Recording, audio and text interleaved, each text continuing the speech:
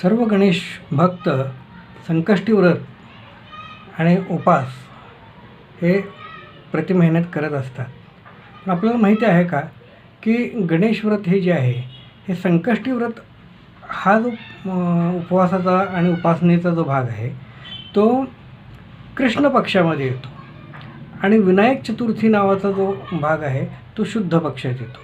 म्हणजे ज्यांच्यावरती संकट आहेत किंवा ज्यांना संकट येणार आहेत अशी ज्यांना जाणीव होती ते देवता आराधना करताना भगवान गणेशांची आराधना संकष्टीच्या व्रताद्वारे करत असतात. आणि शास्त्रांचं असं मत आहे की गणपतीची उपासना जर संकष्टी व्रतामध्ये केली तर गणपतींच्या आशीर्वादानं त्या भक्तांना बुद्धी प्राप्त होते आणि त्यातून त्यांची संकटं दूर होतात. ही जी संकष्टी असते ही कृष्ण पक्षात असते आणि संकट दूर करण्यासाठी म्हणून आपण ती करत असतो. पण आपल्याला त्याची माहिती नाही. आपण दोन्ही महिन्यामध्ये दोन्ही चतुर्थीला संकष्टी चतुर्थी म्हणून उपास करतो.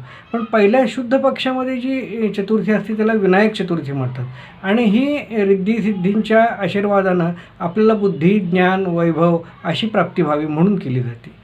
आणि ती भक्तांना वरदायक आहे. गणपतींच्याकडून आपण बुद्धी मागतो. गणपती ही बुद्धीची देवता आहे, विघ्न नाशन करणारी देवता आहे. या दोन्ही प्रकार असल्यामुळं आपल्याला माहीत नसतं की संकष्टी कृष्ण पक्षात असते आणि विनायक चतुर्थी शुद्ध पक्षात असते. तर ही जी गणपतीची आराधना आहे ही विनायक चतुर्थी आणि संकष्टी उपासना म्हणून आपण प्रति महिन्यात करत असतो. आणि आपल्याला प्रख्यात ही कथा म्हणजे दंतकथा माहीत आहे की चंद्र आणि गणेशजी यांचा काही संकष्टी यांचं काही कनेक्शन आहे की संकष्टी व्रताची सांगता आपण जी करतो संध्याकाळी रात्री ती चंद्रोदयानंतर करतो. चंद्रांना अर्घ्य द्यायचे, चंद्रांची पूजा करायची आणि त्यानंतर मग आपल्या उपासाचा पारणा सोडायचा असतो.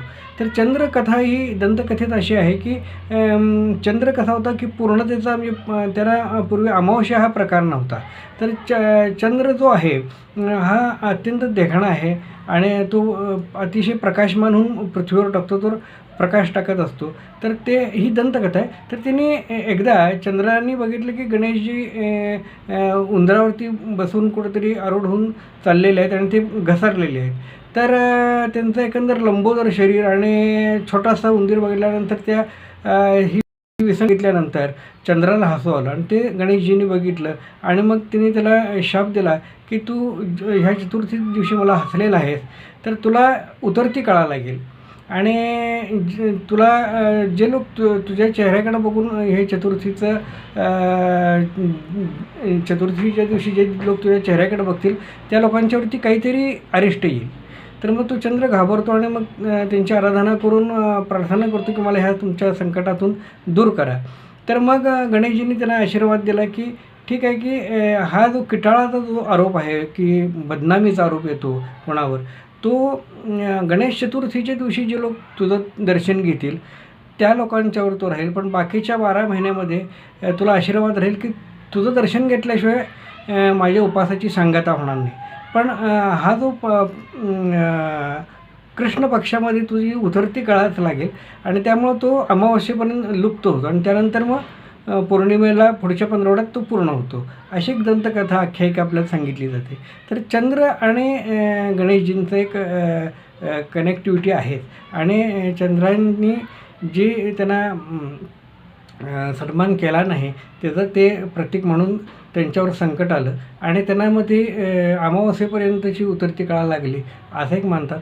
आणि दुसरी गोष्ट आहे की चंद्रावर आशीर्वाद ही भगवान गणेशांचा आहे की जे लोक चंद्रांचं दर्शन न घेता संकष्टी व्रत पूर्ण करायचा प्रयत्न करतात तर त्यांना ते सुद्धा सोय दिलेली नाही. तर त्यांनी चंद्राची उपासना करून गणेश व्रत करावं, आपलं गणेश संकष्टीचं पारणा करावं असं सांगितलेलं आहे. तर जी गणेश चतुर्थीच्या दिवशी चंद्र बघितल्यानंतर काय अरिष्ट उद्भवतं हे मी पुढील व्हिडिओमध्ये आपल्याशी चर्चा करणार आहे.